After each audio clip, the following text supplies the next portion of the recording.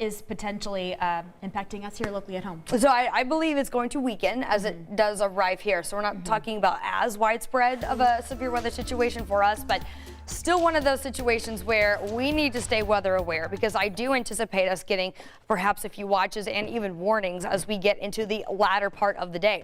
Now watch this storm system as it moves through the Kansas City area, kind of falling apart now in Missouri, but this area of low pressure is still gaining strength out west. And while it's lost a little momentum during the overnight, I do anticipate this to re-intensify as the day goes on and as it moves closer to us. So kind of watching that risk zone back to our west this morning.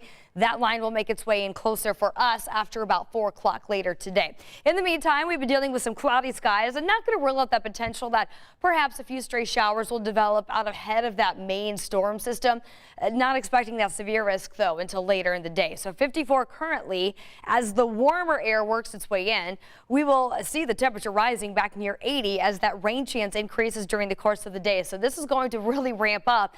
Stray showers possible through the day, but then as we get into the evening, that's when we're kind of watching that more widespread storm and shower chance. So this is the latest from the Storm Prediction Center. It really hasn't changed much since we talked yesterday. This does include the Indianapolis metro and then places back west. That's that yellow. Level 2 of 5 from the Storm Prediction Center. Then over on the eastern side of the state, we're in that green category. So that's a level 1.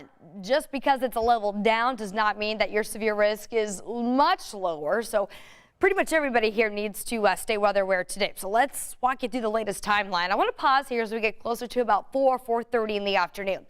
That's when we'll see the daytime high temperature approaching the warmest part of the day, but then these storms really developing back to our west. This will cross over the Illinois-Indiana border between about 4 and 7 p.m. And then as we get into the deeper evening hours between about 7 and 9 p.m., that's when this line will move into the metro. So we're talking really the entire state from north to south impacted by this storm system, with that primary threat as this storm system arrives, damaging wind gusts, but we could also see a couple of isolated rotating storms within this line. So if we get a couple of tornado warnings, I would not be surprised by that. After 9 p.m., this line works its way over to the eastern side of the state between 9 and midnight. Still packing a bit of a punch, so still the potential we could see a few of those stronger storms before this really starts to wrap up closer to 2 o'clock in the morning, and then everything's going to clear back out during the overnight and quiet down on the backside of that cold front.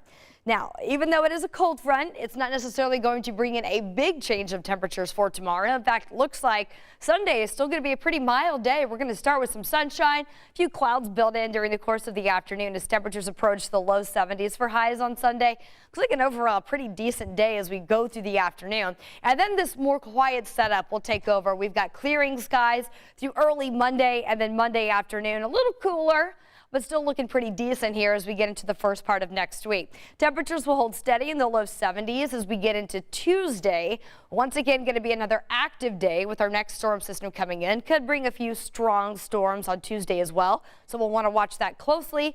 Getting a little cooler behind that system as well. 66 on Wednesday. We've got the chance for some late day showers Thursday into Friday. An overall cooler trend as we wrap up with temperatures dropping into the low 60s for the end of next week.